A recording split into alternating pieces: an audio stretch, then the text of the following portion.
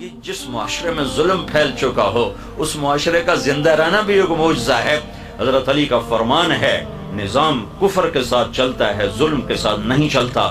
جب معاشرے میں ظلم پھیل جاتا ہے تو اللہ تعالیٰ اس معاشرے سے نظریں ہٹا لیتا ہے اور وہ معاشرہ حقیر ذلیل فقیر ہو جاتا ہے۔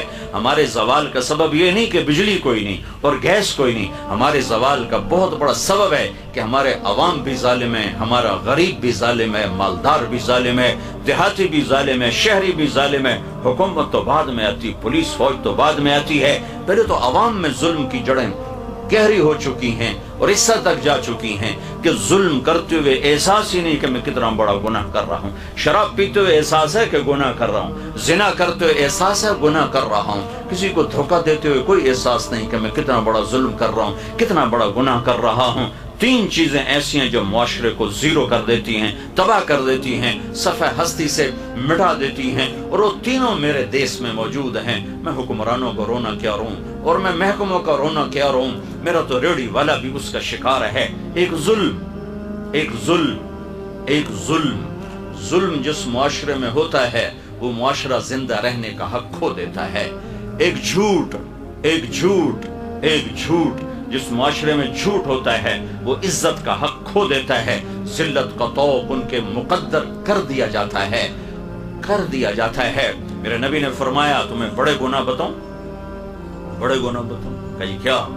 کہ شرک کرنا، قتل کرنا، ماں باپ کی نافرمانی، اور آپ ایسے ٹیک لگا کے بیٹھتے ہیں، ٹیک لگا پھر اور اب بتاؤں، سیدھے ہو گئے، پہلے ٹیک لگا پھر یوں سیدھے ہو گئے، اور اب بتاؤں الا وقول الزور،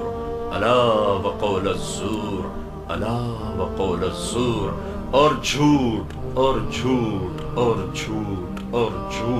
اس کو اتنا دہرایا کہ صحابہ فرمانے لگے ہمارے جی میں ہے کہ کاش اب آپ چپ کر جاتے۔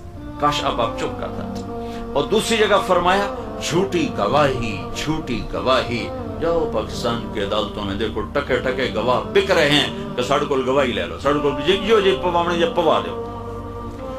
تو ایک ظالم معاشرہ سر اٹھا کے زندہ نہیں رہ سکتا، پست ہونا ہی مقدر ہے۔ ایک جھوٹ ایسی لعنت ہے، میرے نبی کا فرمان ہے الصدق ینجی والکذب یہلک، جھوٹ ہلاک کرتا ہے، سچ نجات دیتا ہے۔ ہمارے چھوٹے چھوٹے بچے جھوٹ بولتے ہیں، ماں جھوٹ بولتی، باپ جھوٹ بولتا ہے، بھائی جھوٹ بولتے ہیں۔ سیاستدانوں کا جھوٹ تو بہت بعد میں آتا ہے، ریڑھی والا جھوٹ بولتا، سیل مین جھوٹ بولتا۔ 1 کروڑ پاکستانی اکٹھے کروں تو ایک بھی سچا نہیں ملے گا مجھے۔ تیسری چیز دھوکہ، خیانت، بددیانتی۔ ایک ہی گناہ کے کئی نام ہیں، دھوکہ، فراڈ، بددیانتی، خیانت۔ جس معاشرے میں خیانت، دھوکہ، فراڈ، بددیانتی داخل ہو جائے اس قوم کے لیے زوال ایسا ہی یقینی ہو جاتا ہے جیسے شام کو سورج کا ڈوبنا یقینی ہوتا ہے۔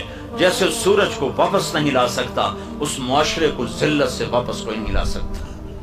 جتنے مرضی عالی شان حکمران بٹھا دیے جائیں، اگر یہ 3 کام موجود ہیں، لوگ ظالم ہوں، لوگ جھوٹے ہوں، لوگ بددیانت، دھوکے باز، فراڈی ہوں، تو دنیا کی کوئی طاقت انہیں عزت کے سیڑھیوں پر نہیں چڑھا سکتی۔ ان کے لیے ذلت کی گہرائیاں مقدر ہو گئیں۔ لا الہ الا اللہ محمد رسول اللہ علیہ صلاة اللہ وآلہ والأحبہ۔ لا الہ الا اللہ محمد رسول اللہ علیہ صلاة اللہ وآلہ والآلہ